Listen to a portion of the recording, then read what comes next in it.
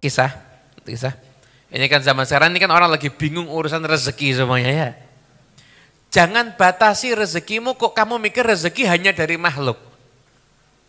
Ini pola pikir yang keliru. Memikirkan rezeki, begitu bilang rezeki langsung ilingnya makhluk. Ya perusahaan, ya bos, ya orang kaya, ya keluarga yang kaya. Pikirannya makhluk. Itu semuanya pemakan rezeki, bukan pemberi rezeki. Kalau kamu pengen rezeki, jangan minta sama yang sama-sama makan rezeki. Mintanya langsung kepada sang pemberi. Siapa? Allah. Minta ke pemberi rezeki. Itu hatinya minta sama pemberi rezeki. Kemudian amal dohirnya, ikhtiarnya lakukan sebagaimana yang sesuai dengan syariat. Waktunya kerja ya kerja. Di PHK, ya pokoknya waktunya kerja tetap jangan keluar rumah. Pokoknya ubet. Oh namanya tinggal di Indonesia tuh enak kok. Sego gareng di PMI dadi karak didol payu. Betul apa enggak? Itu ke pinggir pantai ogrek-ogrek dapat ake. Katanya kan gitu ya. Katanya kan gitu. Tinggal di Indonesia ini kan enak, semuanya kan lah. Laku apa yang enggak laku di sini? Pokoknya kerja. Kenapa? Orang itu kalau sudah harokah, nanti akan turun barokah. Al-barokah bil harokah. Kan ada nasihat, al-barokatu fi alamil ghaibi, harokah barokah. Al-barokatu fi alamil ghaibi, la tanzilu illa bil harokati fi alamil musyahadah. Yang namanya berkah dari alam yang gaib yang tidak nampak, itu tidak akan turun kecuali adanya gerakan di alamul musyahadah, alam yang nyata ini. Itu Siti Maryam ketika beliau akan melahirkan, perempuan akan melahirkan, ketika itu sama Allah Ta'ala disuruh gerakkan pohon. Anda pernah tahu pohon kurma? Pernah tahu? Pohon kurma itu kokohnya kayak tiang-tiang ini loh.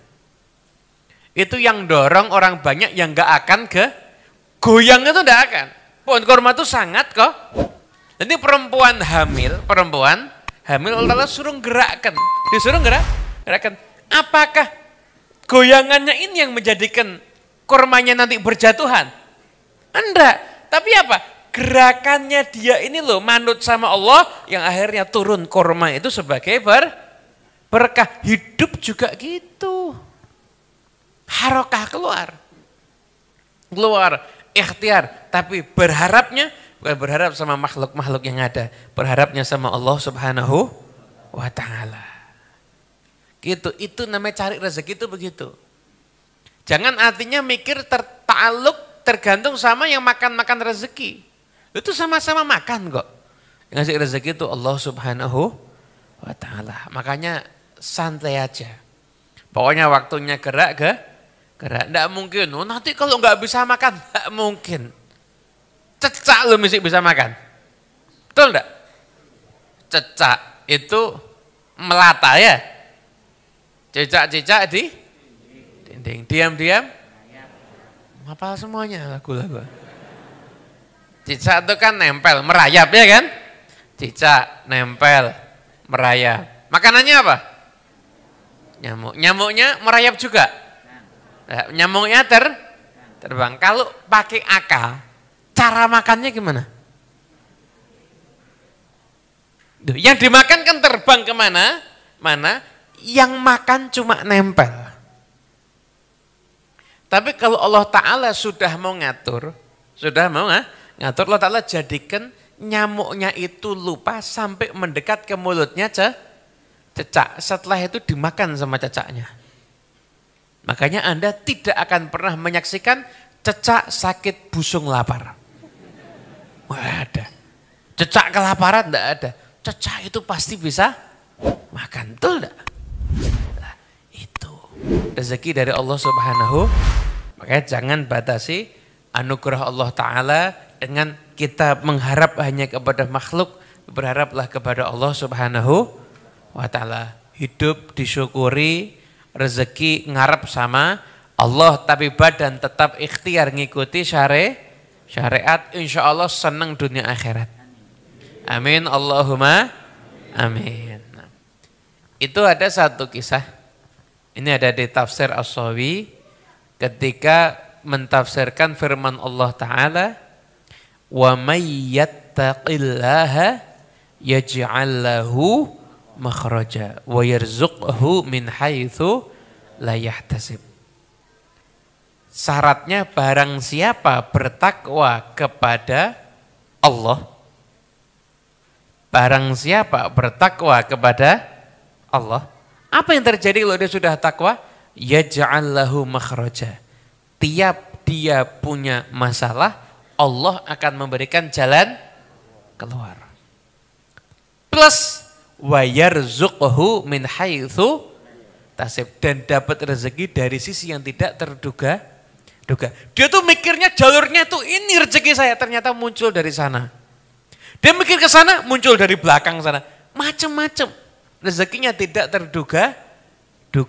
Itu kapan didapatkan? Jika bertakwa. Makanya termasuk magnet rezeki itu adalah menjadikan diri kita orang yang bertakwa. Wis, enggak usah melu rasan-rasan. Maksiat yang paling lazim itu apa sekarang? Ngerasani. Duduk ketemu ngobrol ngerasani. Betul apa betul? Di grup WA. Bu, di grup WA-nya sering ngomongin kebaikannya orang apa sebaliknya? Kita ini kalau ngomongkan kebaikannya orang tidak bertahan lama ya.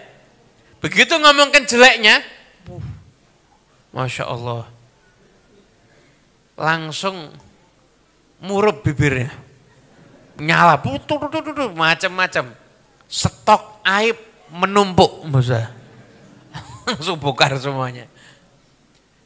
Takwa sama Allah. Matanya jangan lihat yang haram, mulutnya usahakan jangan sampai ucap yang haram. Kalau sampai kepleset istighfar minta ampun, kepleset lagi istighfar lagi minta ampun, begitu terus.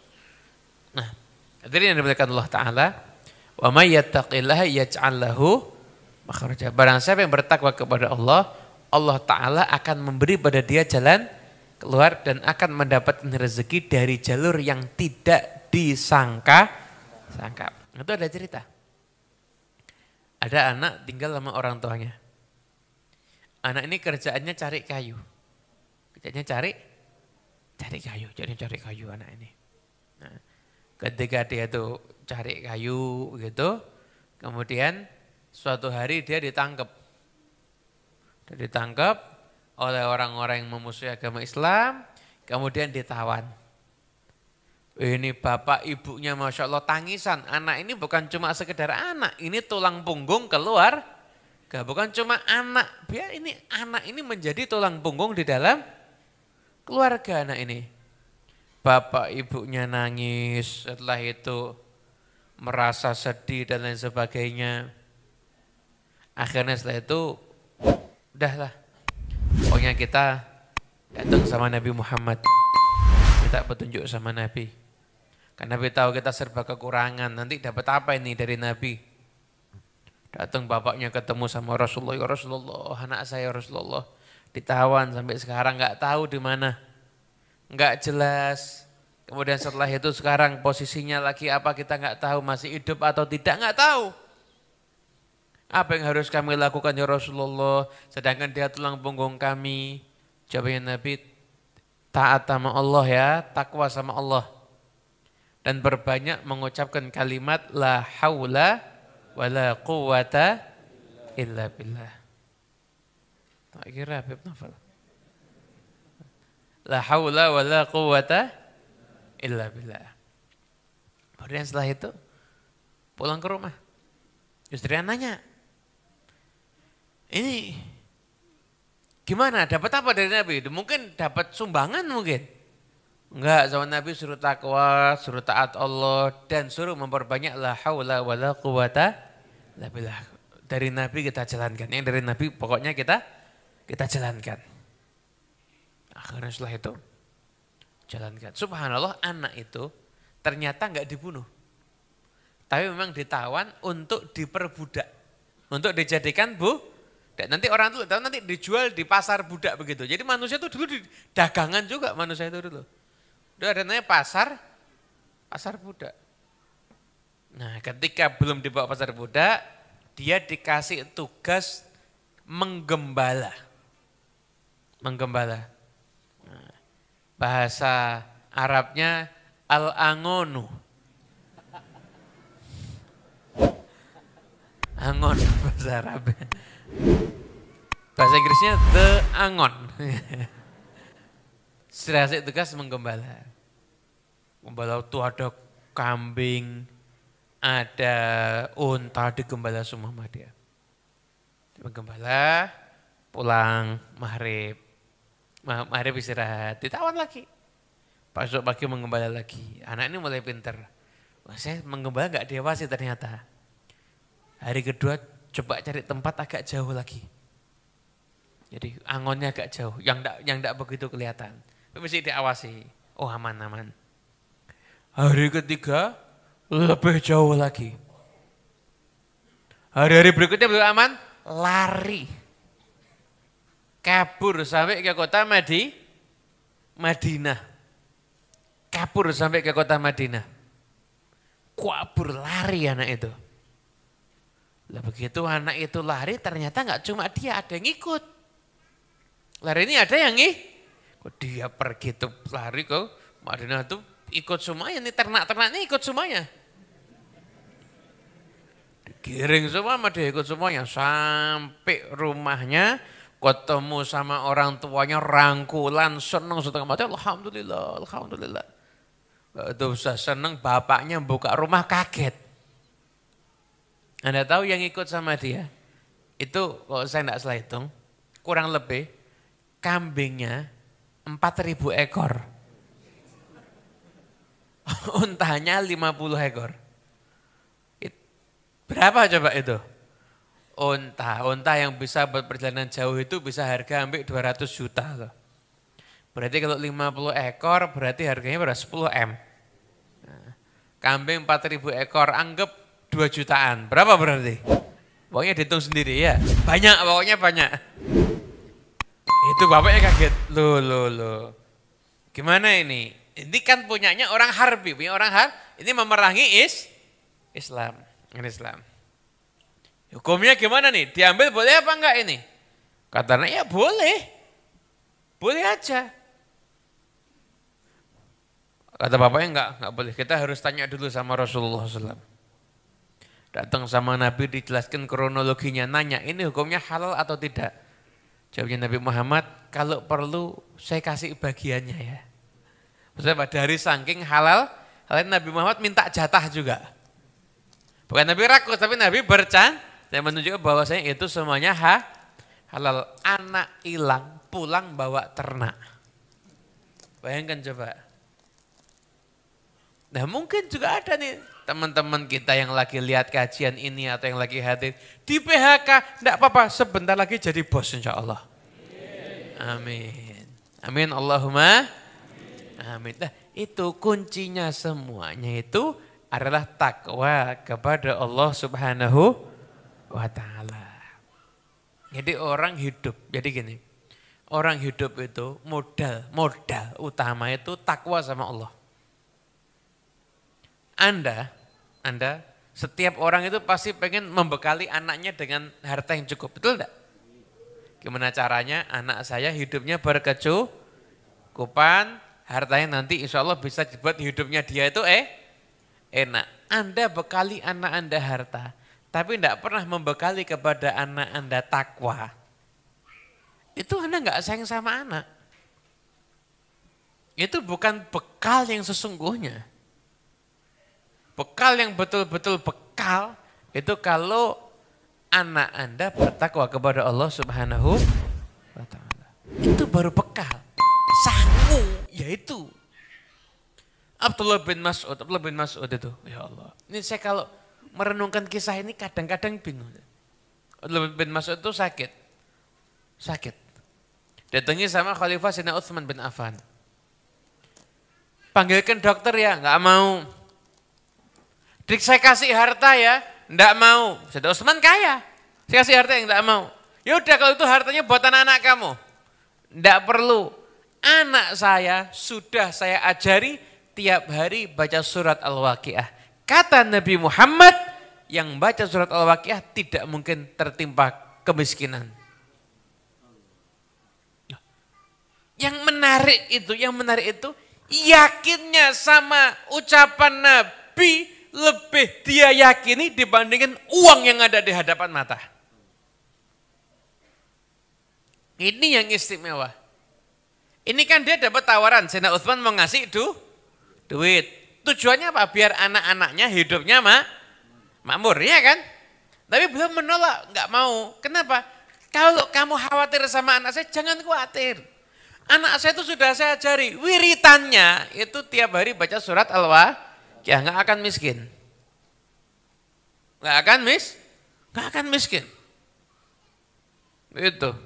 Nah, yang aneh itu, kok ini duit ketok moto. Kelihatan ada di hadapannya, dia lebih yakin dengan surat Al-Waqiah. Bukan berarti urusannya dibiarkan miskin, enggak. Abdullah bin Mas'ud juga punya harta. Tapi Abdullah bin Mas'ud menganggap harta Sayyidina Utsman lebih penting kalau dikasihkan sama orang lain. Beliau tinggalkan anaknya mungkin berkecukupan, tapi beliau lebih yakin kalau saya mewariskan pendidikan, anak saya kenal dengan ajarannya Nabi Muhammad, maka insya Allah anak saya itu akan makmur. Gitu.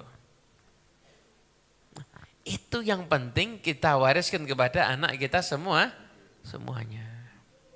Habib, membaca Quran dengan tujuan untuk mencari duit itu kan tidak boleh. Tadi yang ngajarin siapa? Nabi Muhammad SAW. Abdullah bin Mas'ud ngamalkan apa enggak? Ngamalkan. Terus kalau yakin-yakinan apa Abdullah bin Mas'ud kurang ikhlas kalau gitu? Ya ikhlas. Ada orang baca sholawat, baca surat Waqiah, niatnya untuk urusan dilancarkan rezeki. Boleh apa enggak? Boleh dengan catatan dia berharapnya kepada Allah. Boleh. Tapi kalau berharapnya sama makhluk, contoh. Bosku pas dapat untung gede nih, saya mau baca Waqiah biar bosku ngasih saya duit, itu enggak boleh. Karena sama manusia, sama makhluk. Kalau mintanya sama Allah enggak apa-apa. Boleh minta kaya, boleh. Mintanya sama yang maha kaya yaitu Allah Subhanahu. Boleh minta dunia, boleh mintanya sama pemilik dunia yaitu Allah Subhanahu wa ta'ala, boleh. Nah kalau itu sudah diamalkan, maka insya Allah konsep hidupnya tuh enak. Konsep hidupnya itu akan enak. Insya Allah akan mendapatkan kemakmuran fitini wa dunya wal akhirah. Enak hidupnya. Dapat rezeki, urusan rezeki pokoknya ngalir. Nanti yang penting takwa, Waqiah ya mbak. Baca waktunya ngaji juga ngaji waktunya ikhtiar ya tetap ikhtiar. Semua rezeki nanti yang ngatur Allah Subhanahu, dan semua keadaan tetap kita itu usahakan selalu bersyukur. Kenapa? Yang bersyukur nanti insya Allah akan ditambah nikmatnya oleh Allah Subhanahu